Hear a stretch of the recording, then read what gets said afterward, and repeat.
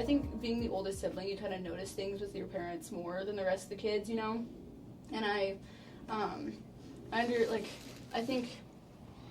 think I could see that you and my mom weren't, like, the best at points in time. You know, I could also see sometimes when, I think I could tell sometimes when you guys were struggling. And so I think for me that it was hard because I couldn't process it. And so I just didn't understand, or all of us siblings would hear you fight. And I remember there was one time where Grace and all the kids were all worried about it, you know, just because it's hard hearing your parents fight. It's normal in a marriage, but, you know, you could tell that it wasn't going very well.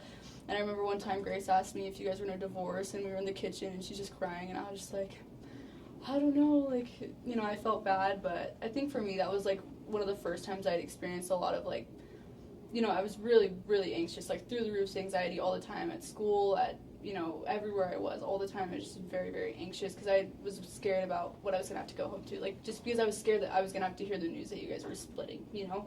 And so, I don't know, it was 4 years, and then you guys told me, and I already kind of knew. It was emotional for me because it was like, I don't know, because it's hard to accept that, but I already kind of knew that was the direction that it was going, and so, I don't know. But in school, I had a lot of resources. We'd been in the same school since first grade for me, and Abby since kindergarten, you know.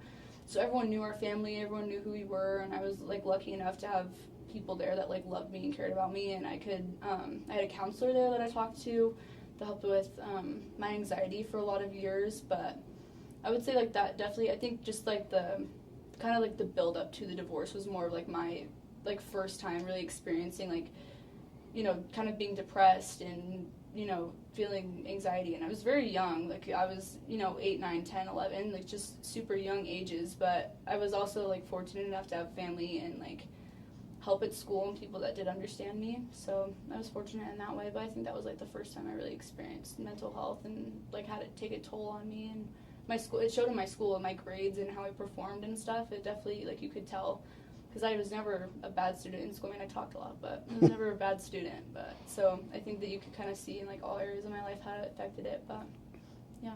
All right. Yeah, no, I had the same thing. You know, my report card used to say Eric gets up and walks around the classroom and disturbs other students. Mm-hmm. That was, like, you know, it's kind of, I think that's kind of the Hawker curse. We can't really sit still very often. Yeah, no. It's hard for me to sit still just for this hour sitting here. Yeah. So, Every parent-teacher conference, Maddie's a good student, but she talks too much.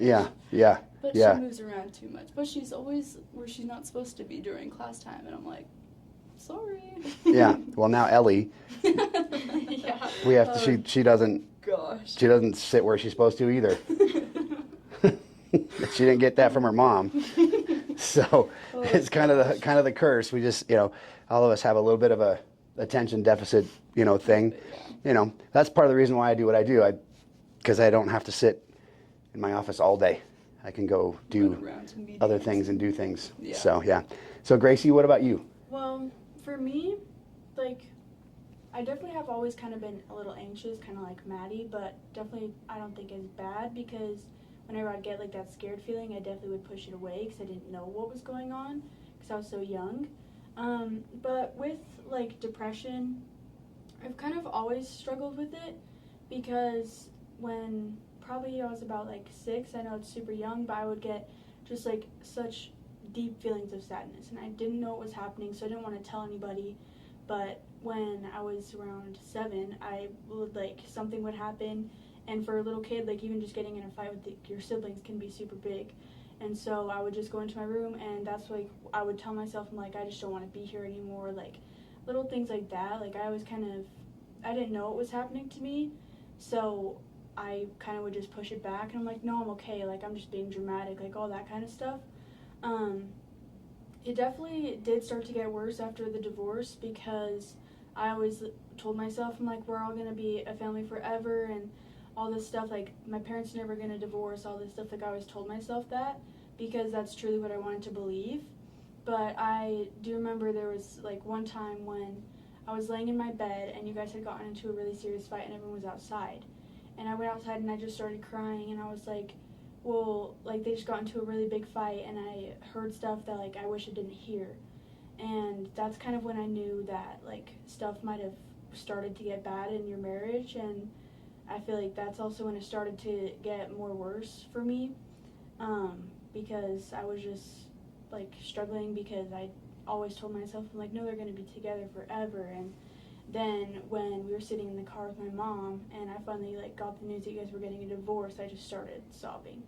And then after that, like, I kind of just shut down because like staying together forever was one of my like biggest things that I was wanting when I was a kid.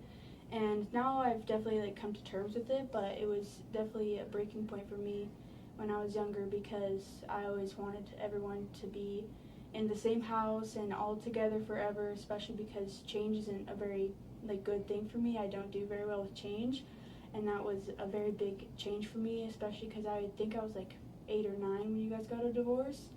And so that's definitely when my mental health started to get like super bad, and when I started like self-harming and all that kind of stuff. Was What kind of self-harming?